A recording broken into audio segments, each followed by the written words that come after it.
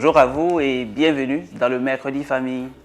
Nous reprenons et nous allons repartir sur des fondamentaux parce que nous avons eu la grâce, nous avons eu l'opportunité de comprendre de nouveaux mystères sur le mariage et que nous souhaitons partager avec vous. Donc là aujourd'hui, nous repartons sur une série sur le but du mariage et sur comment reconnaître son âme sœur. Comment reconnaître son âme sœur et le but du mariage, c'est bien sûr le thème de la nouvelle série que nous entamons maintenant.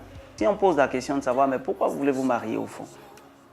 On aura beaucoup de réponses et des réponses qui sont diverses.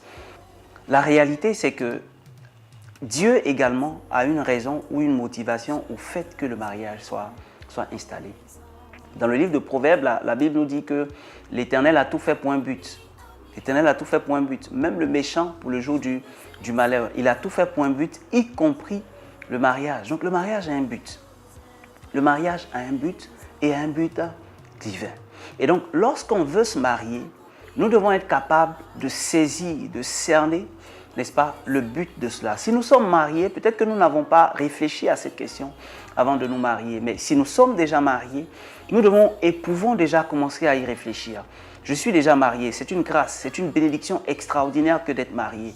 Mais Seigneur, j'ai besoin de découvrir ce pourquoi tu as permis à ce que je sois marié.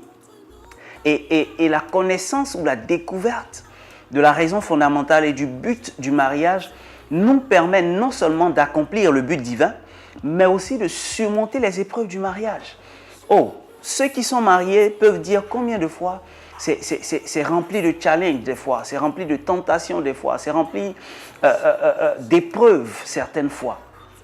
Mais la capacité que l'on a à discerner et à comprendre le but du mariage nous aide à supplanter cela et à partir jusqu'au bout, à arriver jusqu'au bout. Alors le premier but du mariage, qui est en même temps un élément qui peut nous permettre d'identifier et de reconnaître notre âme sœur, c'est clairement le but divin ou la raison fondamentale pour laquelle Dieu met deux personnes ensemble. Dieu ne nous met pas ensemble pour nos beaux yeux, juste. Dieu ne nous met pas ensemble juste pour qu'on soit heureux. Dieu ne nous met pas ensemble juste pour qu'on crée, on procrée. Dieu ne nous met pas ensemble juste parce qu'on a envie d'assouvir des désirs sexuels ou charnels ou physiologiques. Parce qu'on a besoin d'accomplir un besoin physiologique. Dieu nous met ensemble parce qu'il a un but commun pour nous.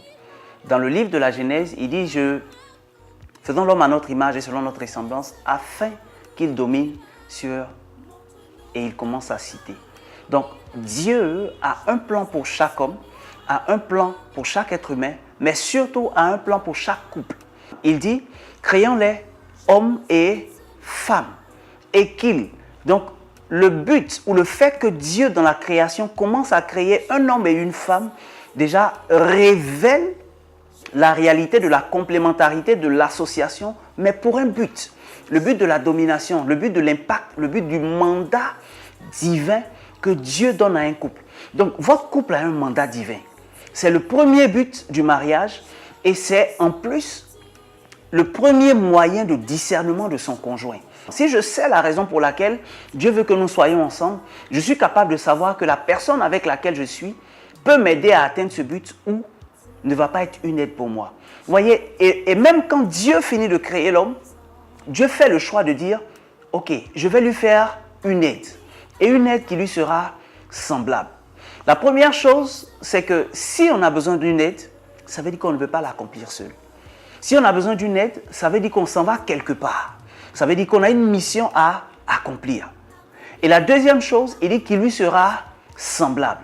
Donc, le fait d'avoir de la complémentarité, le fait d'avoir de la compatibilité avec l'aide que Dieu met à disposition, prouve que le but à atteindre n'est pas simple. Et le but à atteindre ne s'atteint pas avec n'importe qui et n'importe comment.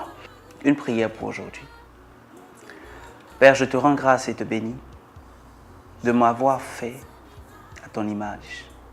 Merci pour le genre ou le sexe que tu m'as donné.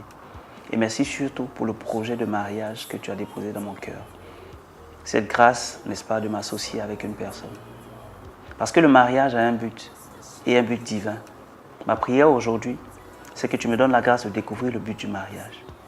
Le but pour lequel tu as déposé dans mon cœur le désir de m'associer avec quelqu'un. le désir d'avoir un conjoint.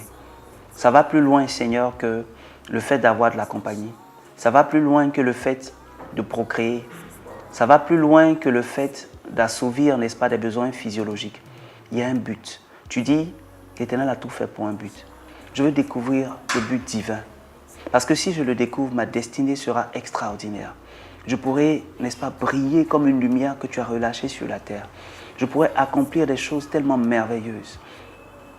Le mariage n'est pas fait pour ma destruction. Le mariage n'est pas fait, Seigneur, pour que dans mon cœur il y ait de la tristesse. La Bible dit que c'est la bénédiction de l'Éternel qui enrichit et elle n'est suivie d'aucun chagrin. Tu n'as pas fait le mariage pour que je sois plein de chagrin, de regrets. Tu n'as pas fait la relation de couple pour qu'elle me brise ou me casse, mais au contraire, pour qu'elle me bâtisse et me fasse grandir. Merci Seigneur, parce que tu me donnes la grâce de découvrir pleinement cette vision, de découvrir pleinement ce but du mariage et de pouvoir en jouir pour ta gloire au nom de Jésus. Amen. Merci pour votre fidélité et au mois prochain, deuxième semaine du mois, pour la suite de cette série. Que Dieu vous bénisse. Montre-nous un miracle, je veux être ce miracle.